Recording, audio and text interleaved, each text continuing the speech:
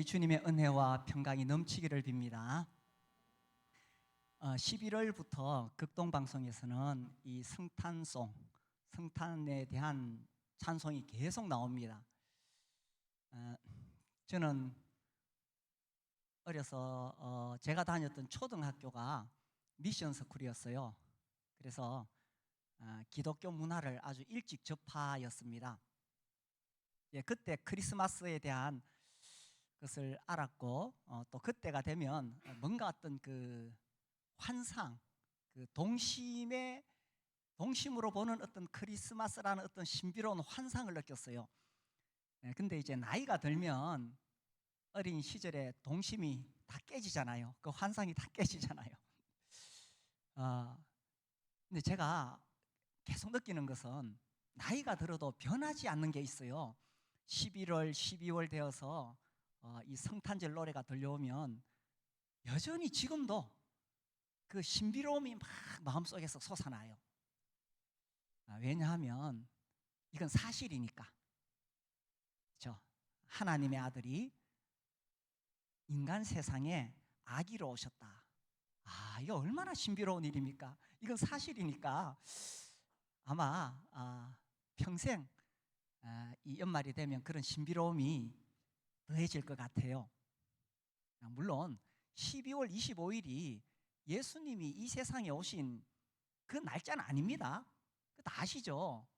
뭐 어떤 목사님도 어떤 신학 교수님도 12월 25일을 예수님 생일이라고 말하지 않습니다. 이게 이제 4세기에 어떤 종교적인 이유 또 정치적인 이유로 12월 25일로 정했을 뿐입니다. 그래서 25일을 뭐 우리가 그 날짜를 중요하게 생각하는 것이 아니라 2000년 전 어느 날 하나님의 아들이 인간의 모습으로 아기로 오셨다. 이 얼마나 놀라운 일입니까? 그래서 특별히 이 무렵에 우리가 주님의 탄생을 더 집중적으로 조명하고 또 감사를 드리는 겁니다. 그분이 인간 아기 예수로 오실 때에 육신의 부모가 필요하잖아요. 그래서 오늘 그 육신의 부모에 대해서 살펴보려고 합니다. 그의 어머니, 우리가 동정녀 마리아라고 하지요. 18절을 우리 한번 읽어볼까요? 마태복음 1장 18절 시작. 예수 그리스도의 나심은 이러하니라. 그의 어머니 마리아가 요셉과 약혼하고 동거하기 전에 성령으로 잉태된 것이 나타났더니, 자, 이 18절에 담겨 있는 이 마리아의 엄청난 고뇌와 갈등을 느낄 수가 있습니까? 우리가 그냥 읽었지만 쉽게 넘어갈 수 있는 내용이 아닙니다. 이 보세요. 마리아가 요셉과 약혼하고, 유대인들에게 있어서 약혼은 우리의 개념과 다릅니다. 이건 법적인 효력이 있어요. 결혼입니다. 그래서 유대인들은 약혼하고 1년 동안 서로 떨어져 살아요. 그리고 이제 1년 뒤에 살림을 같이 합니다. 근데 약혼하면 법적으로 남편과 아내가 돼요. 그 밑에 19절 보시면 그의 남편 요셉은 이렇게 나오죠. 약혼하면 벌써 남편이 되는 거예요. 그 뒤에 24절 끝에도 보면 그의 아내를 데려왔다 이렇게 돼 있죠. 우리는 약혼만 해가지고는 남편 아내를 안 그러잖아요. 그런데 유대인들은 약혼하면 남편과 아내, 법적인 이 혼인관계가 성립이 되는 겁니다. 그런데 18절에 보세요. 마리아가 요셉과 약혼하고 동거하기 전에 성령으로 잉태된 것이 나타났더니, 여기에 담겨있는 이 마리아의 이 고민과 번뇌, 갈등, 이게 느껴져요. 아니 지금 이제 약혼을 하고 잠시 1년 뒤에 자기 남편과 함께 살 날을 기대하면서 얼마나 설레이면서 하루하루를 보냈을까요? 그래 마리아는 이제 신혼 살림을 준비하겠죠. 뭐 그릇도 준비하고 옷까지도 준비하고 막 이렇게 설레임 속에 있는데 자기가 잉태하게 되었다는 거예요. 아직 동거하기 전에. 어떻게 되는 겁니까? 남편이 알게 되면, 동네 사람들이 알면 어떻게 되겠어요? 온갖 비난 손가락질 받겠지요. 예. 아유, 저 여자 문제가 있다고 그렇게 말할 것이고, 말할 수 없는 부끄러움과 수치를 당하게 될 겁니다. 그리고 이제 모세 율법에 의하면 이 돌에 맞아 죽는 거예요. 자, 약혼하고 동거하기 전에 성령으로 잉태되었다. 이거 쉽게 넘어갈 수 있는 내용이 아니죠. 그리고 이제 이 마리아가 잉태되었다는 사실을 알고 자기 친척 엘리사벳을 만나러 갑니다. 누가복음 1장 45절을 보시면요, 누가복음 1장 45절에 주께서 하신 말씀이 반드시 이루어지리라고 믿은 그 여자에게 복이 있도다. 오늘 설교 제목 믿은 그 여자입니다. 그 여자가 여기 나와요. 그죠? 엘리사벳이 마리아를 보고 믿은 그 여자라고 했는데, 이 믿은 그 여자, 뭘 믿었느냐? 하나님 말씀을 믿었죠. 그게 뭐냐 하면 천사 가브리엘이 말한 것입니다. 다시 누가복음 1장 앞에 돌아오면요, 1장 31절. 자, 찾으신 분 같이 읽어볼까요? 31절 시작. 보라, 네가 잉태하여 아들을 낳으리니 그 이름을 예수라 하라. 이걸 수태고지라 그래요. 마리아가 잉태할 것을 알려준 거예요. 자, 이 천사의 말을 들었을 때 이 마리아의 지금 입장을 생각해 보세요. 지금 자기 남편하고 아직 동거하지 않았는데 자기가 잉태하게 된다면 얼마나 큰 대가를 치르겠어요? 그런데 이 말씀을 믿었다는 것입니다. 저는 처음에 이 말씀을 쭉 누가복음을 읽어 내려가면서 이 믿었다고 했을 때에 이런 의미인 줄 알았어요. 네가 잉태하여, 잉태에 초점을 줬어요. 마리아가 묻거든요, 천사에게. 내가 아직 남자를 알지 못하는데 어떻게 잉태할 수 있습니까? 그때 천사가 하나님의 말씀은 능력이 있어서 반드시 이루어진다. 그러니까 그 밑에 38절에 마리아가 이르되 주의 여종 예언이 말씀대로 내게 이루어지이다 이렇게 말하거든요. 그래서 저는 처음에 이렇게 생각했어요. 비록 처녀이지만 아직 남편과 동거하지 않았지만 하나님 말씀이 네가 잉태한다고 했으니 그것을 믿었다. 맞아요. 맞습니다. 그런데 제가 다시 한번 생각해 보는 것은요, 이 31절에 네가 보라, 네가 잉태하여라고 했을 때 네가랍니다. 네가. 이 네가가 누굽니까? 이제 약혼하고 남편과 함께 살 날을 부푼 꿈속에 기다리고 있는 네가. 이 말은 지금 이 사실을 어떻게 해명할 수 있을까요? 동네 사람들에게, 무엇보다 남편에게 이걸 어떻게 해명할 수 있을까요? 그러니까 믿은 그 여자라고 했을 때에 이 믿음의 의미가 뭐냐라는 것입니다. 그것은 이제 마리아가 치러야 할 대가를 말하고 있다는 거지요. 단순히 처녀이지만 내가 잉태할 수 있다, 그 말씀만이 아니라 네가라고 했을 때 너는 지금 남편하고 같이 살게 될 그 상태에 있는 그 마리아라는 것입니다. 그래서 만약 이것이 밝혀진다면 어떻게 되겠어요? 남편이 자기를 이해하지 못한다면. 그래서 이 믿는다는 것이 뭐냐라는 것입니다. 믿는다는 것은 단순히 지식적인 동의가 아닙니다. 이 마리아가 이 말씀을 믿었을 때 치러야 할 대가가 있었다는 겁니다.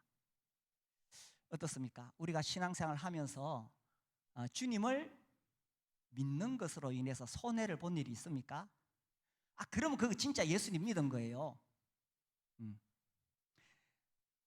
내가 예수님 때문에 뭔가 치러야 할 대가가 있었다면 그것이 진짜 예수님 믿는 거라는 거예요. 예.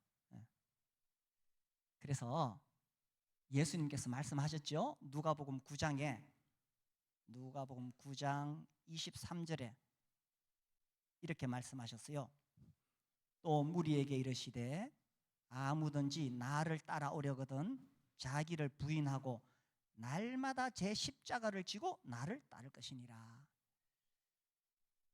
그래서 예수님을 믿는다는 게 뭐냐? 우리가 하나님을 믿는다는 게 뭐냐? 하나님 말씀을 믿는다는 게 뭐냐? 그 단순히 지식적 동의가 아닙니다.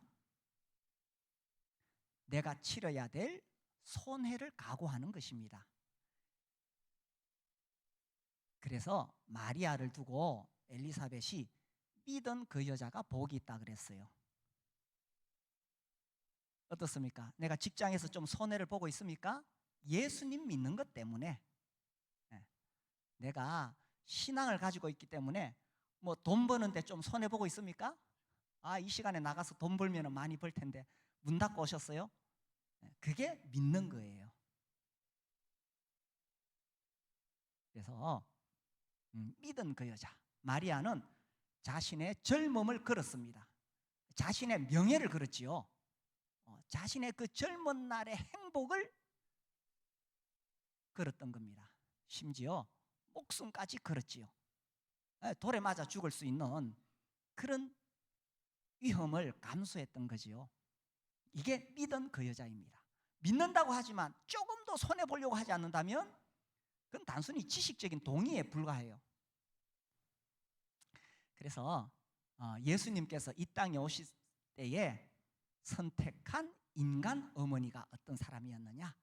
믿은 그 여자였다는 것입니다. 자, 그러면 그의 남편 요셉은 어떤 사람이었을까? 19절을 볼까요? 마태복음 1장 19절 같이 읽어봅시다. 시작. 그의 남편 요셉은 의로운 사람이라 그를 드러내지 아니하고 가만히 끊고자 하여. 이 19절에 담겨 있는 이 요셉의 엄청난 번뇌와 고민, 갈등, 이게 느껴집니까? 야, 이거 19절 그냥 쉽게 읽어 넘어갈 수 있는 게 아닙니다. 아니 지금 자기가 이 약혼하고 날마다 아내 신부를 데려올 날을 기대하면서 얼마나 가슴 설레면서 살았을까요? 이 유대인의 풍습은 이제 약혼을 하면 1년 동안 그 남편은 신부를 데리고 올 집을 지어요. 근데 또 요셉은 목수잖아요. 그러니까 얼마나 그 집을 아름답게 꾸미려고 애를 썼을까요? 그렇게 해서 뭐 주방도 꾸미고 안방도 꾸미고 막 열심히 집을 짓고 있어요. 어느 날 친구가 찾아왔습니다. 요셉 잘 지내나? 뭐 그래 별일 없어 잘 지내지. 근데 그 친구가 자꾸 요셉 눈치를 보는 거예요. 그러면서 요셉 혹시 소문 들었나? 무슨 소문? 뭐 모르면 됐어 하고 가려고 하는데 뭔가 찝찝하잖아요. 그래서 요셉이 친구 옷소매를 확 잡았습니다. 야, 뭐야? 도대체 무슨 소문이야? 한숨을 푹 쉬겠죠, 친구가. 그리고 머뭇거리다가 했던 이야기입니다. 들려오는 소문이 네 약혼녀가 배가 불러온대. 자, 이 말을 들은 요셉의 마음이 어떻겠어요? 하늘이 무너지는 것 같겠죠. 아마 땅바닥에 털썩 주저앉았을 것입니다. 얼마나 낙심이 되고 좌절이 되었을까요? 이 19절에 지금 그게 담겨 있지 않나요? 그 젊은 목수는 망치를 집어 던졌다. 아마 이렇게 자세하게 설명했으면 그렇게 나올 거예요. 그래서 말할 수 없는 분노가 치솟았겠죠. 그러나 다시 냉정하게 침착하게 자기 마음을 가라앉혔습니다. 그리고 이 19절에 나오는 대로 그의 남편 요셉은 의로운 사람이라 그를 드러내지 아니하고 가만히 끊고자 하여. 저는 처음에 이 19절을 읽었을 때 뭔가 앞뒤가 안 맞다고 생각했습니다. 자, 의로운 사람이라 그의 죄를 덜추어내어 심판하였느니라, 이렇게 돼야 자연스럽지 않습니까? 우리가 일반적으로 생각하는 의로운 사람이라는 것은 정의로운 사람, 불법을 참지 못하는 사람, 그죠? 죄는 덜추어내서 이거를 심판해야 되는 사람, 이 사람이 의로운 사람 아닙니까? 그런데 이 성경에서 말하는 이 요셉, 의로운 사람은 그렇지 않았다는 거예요.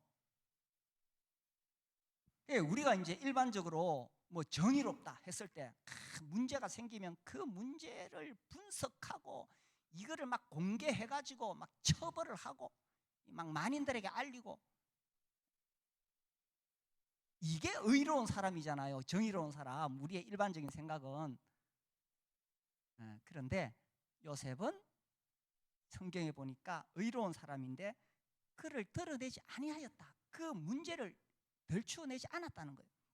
이게 새 번역에 보면 이렇게 번역되어 있습니다. 새 번역. 새 번역에 보면 마리아의 남편 요셉은 의로운 사람이라서 약혼자에게 부끄러움을 주지 아니하려고 가만히 파혼하려 하였다. 자기 약혼자에게 부끄러움을 주지 않으려고. 만약 요셉이 이것을 덜추어내면 온 동네가 시끌벅적하고 모두가 이 처녀를 향해서 손가락질하고 그러겠죠. 사실 요셉은 그렇게 할 수 있는 권리가 있습니다. 이 고대 시대에 가부장적인 제도가 깔려 있잖아요. 그러니 요셉이 얼마든지 자기의 권리를 주장할 수 있습니다. 그런데 의로운 사람이 어떤 사람이냐? 자기 아내의 잘못을 덜추어내 가지고 자기 감정대로 행해서 보복하고 그런 사람이 아니었다는 것입니다.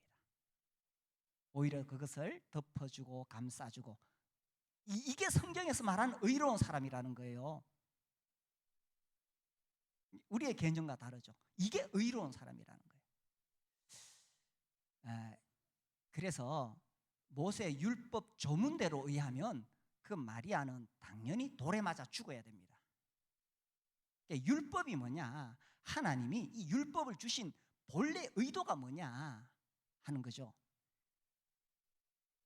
예수님께서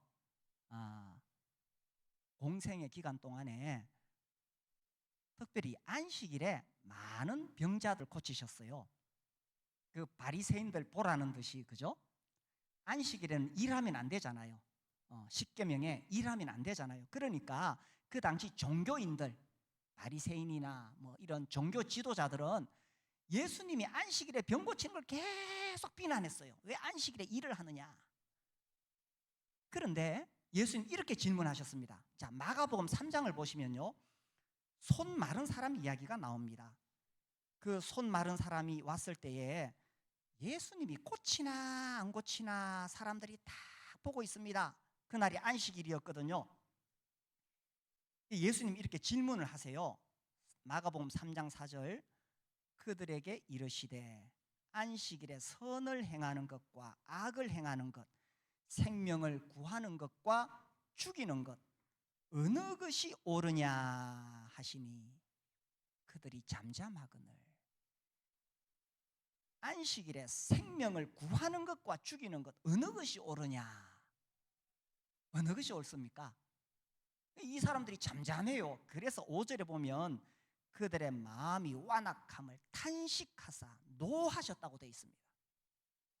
그러니 이 종교인들은 율법에 드러난 그 율법 조항 그 자체에 매여 있어요. 그런데 하나님께서 이 안식일을 주신 본래의 의도는 뭐냐? 그것은 생명을 죽이는 것이 아니라 생명을 살리는 것이었어요. 근데 종교인들은, 이 종교적인 사람들은 그냥 비판하고 잘못을 드러내고 판단하는 데 관심이 많았던 거예요. 예수님이 이 안식일에 이 환자들을 고치시는 거죠.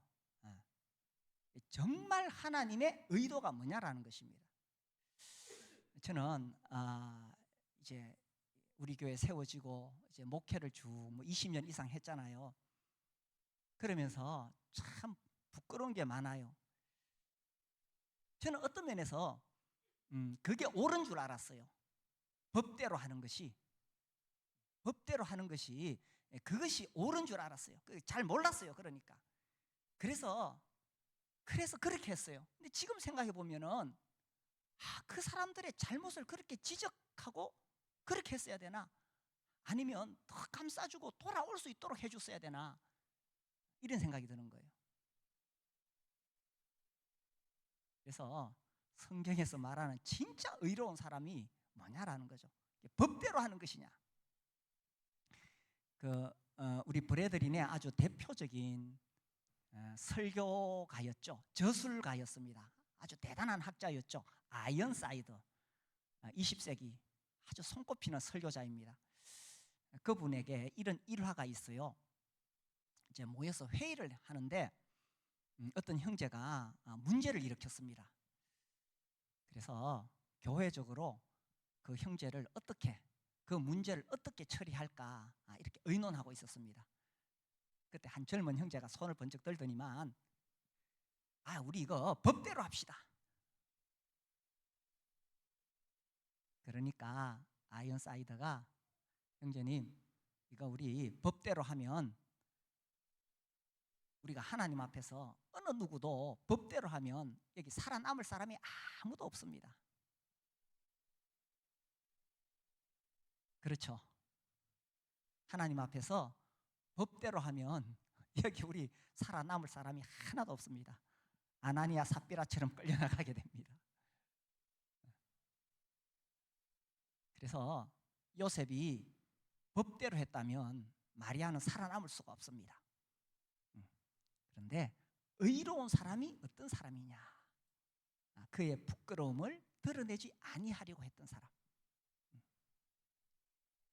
이것이 의로운 사람이었다는 것입니다.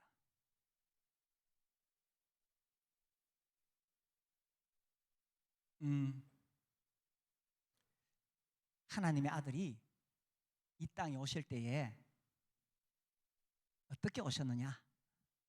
인간, 육신의 부모가 필요하잖아요. 그래서 이런 사람들을 통해서 오셨다는 것입니다. 믿은 그 여자, 의로운 그 남자, 그들을 통해서 이 세상에 오셨다는 거죠. 자, 우리 마태복음 1장 20절을 볼까요? 자, 20절을 우리 같이 한번 읽어봅시다. 20절 시작. 주의 사자가 현몽하여 이르되 다윗의 자손 요셉아 네 아내 마리아 데려오기를 무서워하지 말라. 그에게 잉태된 자는 성령으로 된 것이라. 자, 이게요, 이 20절을 보면은 이제 드디어 하나님께서 요셉에게 해명을 해주십니다. 왜 마리아가 잉태하게 되었는지. 근데 여기서도 궁금증이 일지 않습니까? 아니 19절에서 요셉이 얼마나 고민했을 것인데 좀 미리 설명을 해주시지, 그죠? 미리 요셉에게 이야기하셨으면 요셉이 그렇게 고민하지 않아도 되는데 왜 20절에 와서야 설명하시느냐는 거죠. 그리고 보세요, 고대 시대에는 일단 결혼을 하면 아내에게 권리 없습니다. 우리나라도 마찬가지잖아요. 이 가부장 시대에는 남편에게 모든 권리가 있어요. 그러니까 어떤 면에서 보면 이 마리아가 임신할지 안 할지도 일단 그 권리가 남편에게 있기 때문에 요셉이 하나님께 항의할 수 있습니다. 하나님, 아무리 그래도 저하고 좀 상의하셔야 안 됩니까? 그런데 마리아에게는 사전에 이야기했지요. 네가 잉태할 것이다. 그런데 남편에게는 사후에 그냥 통보하는 거예요. 아니, 그렇게 19절에서 요셉이 고민하고 갈등했는데 이제서야 20절에 와서야 이렇게 하나님께서 알려주셨을까요? 왜 이제 말씀하시냐는 거예요.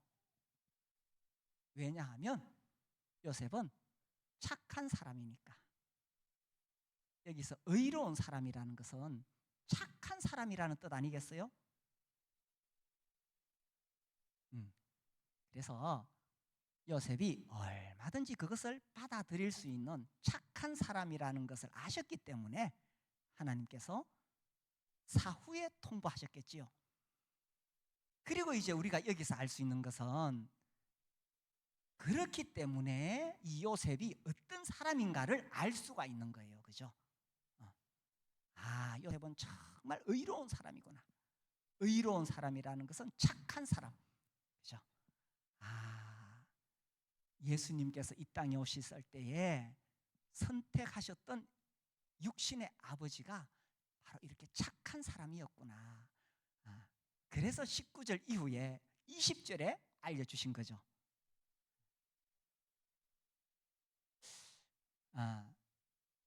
보세요. 이건 정말 얼마나 놀라운 기적입니까? 우리 20절을 또 봅시다. 자, 21절 같이 읽어봅시다. 시작. 아들을 낳으리니 이름을 예수라 하라. 이는 그가 자기 백성을 그들의 죄에서 구원할 자이심이라 하니라. 자, 이 21절, 20절, 21절 이게 지금 얼마나 놀라운 기적입니까? 자, 보세요. 하나님께서 이스라엘 백성들이 애굽에서 나올 때에 많은 기적을 일으키시잖아요. 특별히 홍해 앞에서 뒤에서 바로의 군대가 쫓아올 때에 모세를 통해서 홍해를 가르셨어요. 야, 진짜 놀라운 기적이잖아요. 그 홍해 앞에서 그 두려워 떨던 이스라엘 백성들, 이 홍해가 쫙 갈라지는 기적을 봤을 때 얼마나 놀랐겠어요. 그런데 생각해 봅시다. 홍해가 갈라지는 기적이 더 큰 기적이에요? 아니면 하나님의 아기 예수로 오시는 이 기적이 더 큰 기적이에요? 비교가 안 되죠. 세상에 그 어떤 기적과 비교가 안 되는 거예요. 하나님의 아들이 아기로 오셨는데 이건 세상에 어떤 기적과 비교가 되지 않는 거예요. 하나님께서 모세와 같이 위대한 인물을 통해서 홍해를 가르시는 놀라운 역사를 일으켰어요. 그런데 그것과 비교도 안 되는 엄청난 기적을 이 마리아와 요셉을 통해서 일으키셨잖아요. 우리의 일반적인 상식에는 하나님께서 역사하실 때 뭐 세상적으로 좀 대단한 사람을 사용하시지 않을까요? 아니, 최소한 왕궁에 나시지는 않더라도 좀 그래도 명문가에서 태어나셔야 되지 않나요? 그런데 사실 이 마리아와 요셉은 뭐 별 볼 일 없는 그런 평범한, 가난한 젊은 부부였습니다. 이 지금 아기를 낳을 때에 해산할 곳이 없어서 여관방을 구하지 못했어요. 뭐 금덩어리라도 하나 있었으면 어디다로 방 구했겠죠. 그런데 해산할 아내를 위해서 방조차 구할 수 없는 그런 가난한 집이었어요. 그리고 이 당시에 결혼 연령이 10대, 그죠? 중학생, 고등학생 정도였습니다. 그죠? 마리아 10대 중반이나 되었을 것이고 요셉은 아마 20살 뭐 그쯤 되었겠죠. 이렇게 가난하고 젊은 부부, 어떻게 보면 뭐 별 볼 일 없어 보이는 거예요. 이런 부부를 통해서 모세가 일으킨 기적보다 더 크고 놀라운 기적을 하나님께서 일으키셨다는 거예요. 왜? 믿은 그 여자니까. 왜? 착한 그 남자니까. 의로운 그 남자니까. 우리의 인생에서 가장 값진, 우리가 정말 값진 인생 살고 싶으면 그게 뭐예요? 세상적으로 뭐 잘 돼가지고 성공하는 거, 에이, 그거 아니잖아요. 예수 믿고 구원받은 우리에게 가장 성공한 인생은 하나님 손에 쓰임 받는 인생이잖아요. 그렇죠? 뭐 세상에서 성공하고 잘나고, 에이, 우리에게 그게 의미가 없어요. 하나님께 쓰임 받는 인생 되는 겁니다. 근데 그런 소원은 있는데 우리가 믿지 않으니까 내 삶에서 그런 역사를 경험할 수가 없는 거예요. 믿은 그 여자를 통해서 하나님 일하시거든요. 근데 믿는다는 게 뭐냐? 그 지식적 동의가 아닙니다. 내가 예수 믿는 것 때문에 치러야 할 대가가 있다는 거예요. 시간을 손해볼 수 있고요, 돈을 손해볼 수 있습니다. 내 명예를 잃을 수도 있어요. 이거 하나도 손해 안 보고 내 거 다 지키고 그러면서 어떻게 믿는다고 말할 수 있겠어요? 그렇게 손해 안 보고 믿는다 그러니까 하나님께 쓰임받지 못하는 거죠. 하나님께 쓰임받지 못하니까 내 삶에서 하나님의 역사를 경험할 수가 없는 거예요. 믿는다는 것은 손해보는 거예요. 대가를 지불한다는 거죠. 하나님은 또 이 의로운 사람 통해서 역사하시죠. 착한 사람, 잘못을 자꾸 찾아내가지고 덜치워내고, 이게 아니라 착한 사람, 감싸주고 덮어주고 안아주는 사람. 내가 속한 공동체 안에 이런 착한 사람, 이런 착한 분위기가 있으면 참 우리가 행복하겠죠. 그죠? 가정에서 저는 요셉 이야기 보면서 정말 아내에게 미안해요. 요셉은 자기 아내를 그렇게 감싸주려고 했는데, 우리 가정에서 또 우리 목장에서 이렇게 허물이 보이면 이렇게 덮어주려고 하는, 우리 교회에서도 뭔가 잘못한 것이 드러났을 때에 그 잘못을 이렇게 덮어주려고, 감싸주려고, 그런 분위기가 되면, 그죠? 우리 정말 행복한 교회가 되겠지요. 제가 이 요셉의 이런 감싸주는 모습 보면서 을지문덕, 강감찬 장군이 생각났습니다. 이 강감찬 장군 정말 대단한 인물이잖아요. 거란과의 전쟁에서 대성을 거두었잖아요. 그 전쟁에서 승리하고 이제 오니까 임금님이 큰 잔치를 베풀어 주셨어요. 그래서 이제 장군님 높이고 그 다음에 술잔을 돌리고 이제 밥을 먹는데, 이 장군님이 이 밥그릇 뚜껑을 딱 여니까 아이고, 빈 그릇이라 이거 알려지면 주방장은 목이 날아가는 겁니다. 이 강감찬 장군님이 뚜껑을 닫고는 화장실에 가는 척 하면서 주방에 들렀어요. 그 주방장에게, 이보게 내 밥그릇이 비었네. 그 말을 들은 주방장이 사색이 되어 부들부들 떨었겠지요. 이렇게 하게나, 내가 화장실에 다녀올 테니 이렇게 하게나. 그래서 화장실에 갔다 와서 이제 장군이 딱 자리에 앉으니까 주방장이 급하게 와서, 장군님 다녀오시는 동안에 밥이 식었을 것 같아서 따뜻한 새 밥으로 가져왔습니다 하면서 밥그릇을 싹 교체해 줬다는 일화가 있습니다. 야, 우리 교회 안에, 우리 가정 안에, 우리 목장 안에 이런 분위기가 되면 참 좋겠지요. 이런 곳에서 하나님의 역사가 일어나는 거예요. 가장 잘 믿은 분이 예수님이시잖아요. 그분이야말로 자신의 모든 것을 다 내려놓으시고 이 땅에 오셨지요. 예수님처럼 엄청난 대가를 치르신 분이 없으시죠. 그렇죠?